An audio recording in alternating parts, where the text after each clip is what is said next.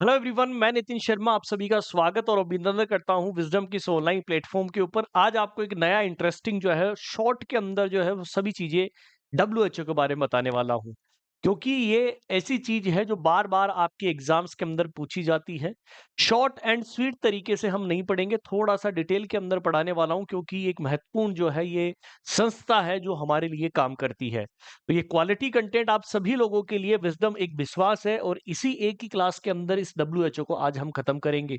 कब एस्टैब्लिशमेंट हुआ था, हेड क्वार्टर कहाँ कहाँ पर है, थीम्स क्या क्या होगी, क्या काम करता है, आज मैं आपको सभी के इसी के बारे में चर्चा करूंगा। तो सबसे पहले मैं आपको बता दूं कि टर्म आप सभी के सामने है डब्ल्यूएचओ, और सभी जानते हैं डब्ल्यूएचओ की फुल फॉर्म क्या होती है, वर्ल्ड हेल्थ ऑर्गेनाइजेशन। देखो ये संस्था बनी थी, और कभी भी डब्ल्यूएचओ की जब बारी आती है ना, तो कभी डायरेक्टली ये नहीं आता है कि डायरेक्टली डब्ल्यूएचओ बना था क्या, नहीं। डायरेक्टली डब्ल्यूएचओ का निर्माण नहीं हुआ था। उससे पहले कुछ ऑर्गेनाइजेशन इकट्ठा हुए थे, और फिर उसके बाद में डब्ल्यूएचओ की जो है वो यहां पर स्थापना हुई थी। बोलते हैं कि सन 1902 के अंदर, क्या, कि सन 1902 के अंदर सबसे पहले डब्ल्यूएचओ की घोषणा से पहले सन 1902 के अंदर क्या बना था, पैन अमेरिकन सैनिटरी बना था। ये एक ऑर्गेनाइजेशन था, पैन अमेरिकन सैनिटरी ऑर्गेनाइजेशन था, जो सबसे पहले निर्माण कब हुआ था, सन 1902 के अंदर। कब हुआ था, सन 1902 के अंदर इसका जो है वो निर्माण हुआ था। और ये पहला ऑर्गेनाइजेशन था, याद रखिएगा, ये सबसे पहला ऑर्गेनाइजेशन था जो सबसे पहले बना था। तो सबसे पहले डब्ल्यूएचओ पहले नहीं बना था, सबसे पहले क्या बना था, सन 1902 के अंदर क्या बना था सर, पैन अमेरिकन सैनिटरी बना था, और ये पहला ऑर्गेनाइजेशन था हमारे लिए। सर फिर मैं थोड़ा सा आगे की तरफ चला, सन 1923 के अंदर, कब, सन 1923 के अंदर। तो यहां पर सन 1923 के अंदर हेल्थ ऑर्गेनाइजेशन बनाया गया था हमारे लिए, जो किसका था, लेग्यू ऑफ लेशन का। ये क्या था, हेल्थ ऑर्गेनाइजेशन बना। हेल्थ ऑर्गेनाइजेशन जो है ये बनाया गया, और इस हेल्थ ऑर्गेनाइजेशन क्या था, लेग्यू ऑफ नेशंस के लिए। सर अभी भी डब्ल्यूएचओ नहीं बनाता क्या, नहीं सर। इन दोनों के आने के बाद में डब्ल्यूएचओ की क्या हुई थी सर, 1948 के अंदर स्थापना हुई थी। याद है 1948, it is the important MCQ.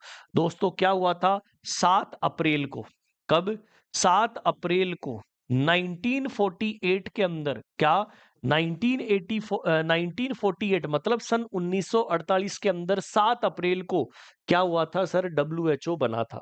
क्या बना था, डब्ल्यूएचओ बना था।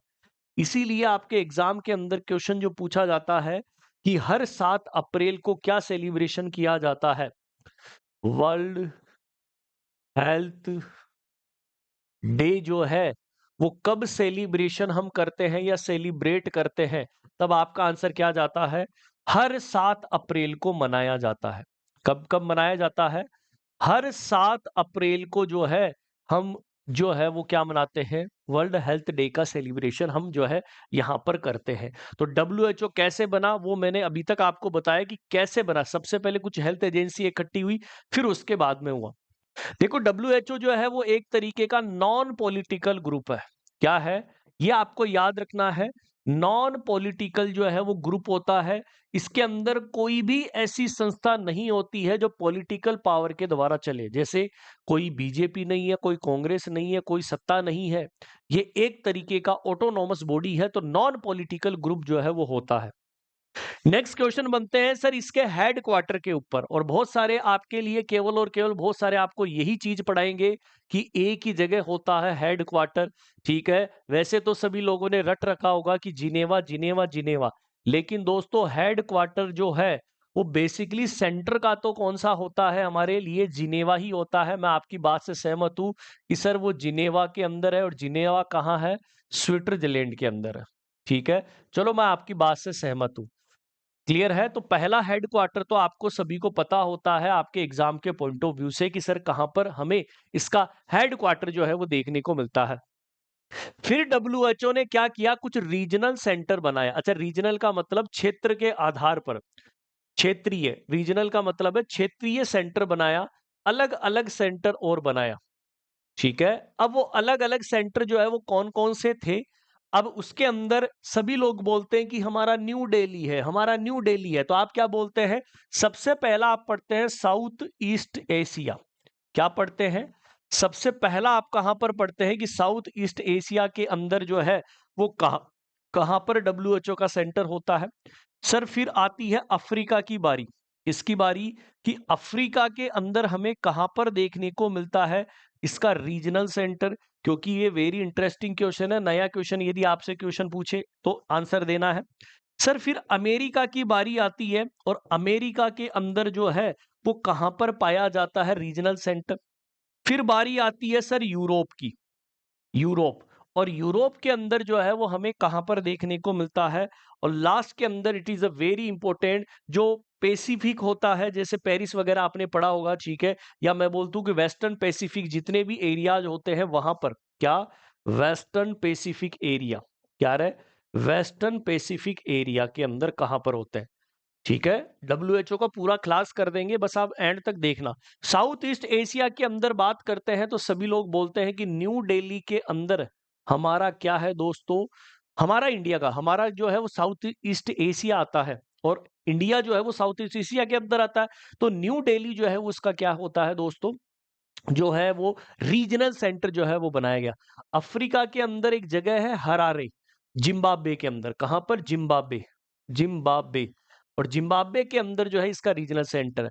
फिर मैं अमेरिका के अंदर जाता हूं तो अमेरिका के अंदर एक जगह है वॉशिंगटन। कौन सी टन? वॉशिंगटन। ठीक है, कौन सी टन? वॉशिंगटन। और वॉशिंगटन के अंदर जो है वो क्या होता है दोस्तों? Regional centre. फिर मैं चला गया सर यूरोप के अंदर, और यूरोप के अंदर कौन सी जगह आती है? Denmark. It is a very important question. ये क्वेश्चन एक बार पूछा हुआ है कि यूरोप के अंदर डब्ल्यूएचओ का रीजनल सेंटर कहां पर है? आप तुरंत आंसर कर देंगे कि डेनमार्क के अंदर है। कहां पर? डेनमार्क एक जगह है जहां पर है, ठीक है। और फिर पैसिफिक एरिया के अंदर मेनेलिया है, ठीक है। कौन सी जगह है? मेनेलिया। उस मेनेलिया के अंदर आपके रीजनल सेंटर होता है। तो दोस्तों, ये जिनेवा वाला तो आप सभी लोग याद करते ही करते हैं, लेकिन सबसे इंपॉर्टेंट चीज ये हमारे लिए इंपॉर्टेंट है कि डब्ल्यूएचओ के कुछ रीजनल सेंटर जो है वो बने हुए हैं, जो आपको एग्जाम के पॉइंट ऑफ व्यू से याद रखने हैं। क्लियर है सभी को? बहुत interesting topic. Daily comment box के अंदर भी आपको बता देना है कि कोई टॉपिक यदि आपको पढ़ना है, वो भी मैं पढ़ा दूंगा। फिर बात करते हैं कि सर डायरेक्टर भाई साहब की, कि सर इसके जो डायरेक्टर है वो कौन है? डब्ल्यूएचओ का जो डायरेक्टर है वो कौन है? अभी प्रेजेंट के ही डेटा मैं दूंगा, ठीक है। आप सभी देखो, इनके नाम जो है वो थोड़े से अलग है, और आपको इन्हीं नाम के जो है वो दोबारा जो है वो ध्यान रखना है, क्योंकि कोई इनका जो है वो औचित्य नहीं है, क्योंकि ये नाम ही ऐसे अटपटे हैं। मिसलब टेड्रड जो है वो एडनोम है, ठीक है। टेड्रोम क्या है? एडनोम जो है वो इसके क्या है दोस्तों? डायरेक्टर है, या इसी के अंदर जो इसके सर नेम लगता है वो क्या लगता है? गिब्रीसस। ठीक है, क्या लगता है? गिब्रीसस जो है वो लगता है। क्लियर है? तो ये डायरेक्टर भाई साहब है जो आपको याद रखना है। फिर नेक्स्ट क्वेश्चन बनता है सर इसकी थीम के ऊपर। देखो, थीम के ऊपर बहुत सारे क्वेश्चन अब तक बने हुए हैं, और मैं आपको थीम बताने वाला हूं। केवल रिसेंट की थीम याद करके तुम्हें क्या अंडे देने हैं क्या? लेकिन दोस्तों, कंटेंट ऐसा पढ़ो जहां पर विश्वसनीय हो, क्या है? जो आपको मेहनत करने पर मिली हो। तो मैं आपको 2015 से लेकर 2025 तक की सारी थीम लिखाने वाला हूं, ठीक है। कि 2015 के अंदर क्या हुआ था, सर 2016 के अंदर क्या हुआ था, 2017 के अंदर क्या हुआ था, 2018 के अंदर क्या हुआ था, सब चीजें मैं आपको बता दूं। 2015 की जो थीम है वो क्या है? वो बेस थी फूड सेफ्टी के आधार पर। किसके आधार पर थी? Food safety.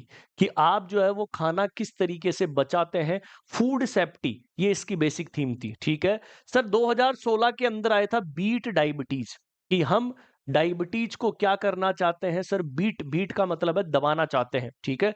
2017 के अंदर क्या आया था? Depression let's talk. क्या आया था? Depression let's talk. क्या आया था दोस्तों? डिप्रेशन लेट्स टॉक हमें देखने को मिला था सन 2017 के अंदर। 2018 के अंदर आया था यूनिवर्सल हेल्थ। देखो, यहां पर ये क्वेश्चन एक बार पूछा गया है, इसको स्टार कर लेना, कि यूनिवर्सल हेल्थ कवरेज आपको करना है एवरीवन को। Universal health coverage, coverage everyone, everyone, every healthcare, ठीक है, एवरी एल्सवेयर कि सभी को हमें क्या करना है, हेल्थ को कवर करना है। ये 2018 की भी थीम थी और 2019 की थीम भी यही थी कि यूनिवर्सल हेल्थ कवरेज करना है सभी को, एवरीवन एवरीवेयर। क्लियर है सर। फिर 2020 के अंदर आया था सपोर्ट नर्स एंड मिडवाइफ, 2020 की। अब 2020 की थीम क्या है सर, 2021 की थीम क्या है सर, 2022 की थीम क्या है, 2023 की थीम क्या है, 2024 की थीम क्या है और 2025 की थीम क्या है। तो ये भी तो जरूरी है, मैं 10 साल की आपको बता रहा हूं। 2020 के अंदर आया था support nurse and midwife, support करना है हमें नर्स को और मिडवाइफ को, ठीक है, कि हमें सपोर्ट करना है हमारी नर्सेज को, हमारी मिडवाइफ को, ताकि वो यहां पर काम कर सके, ठीक है।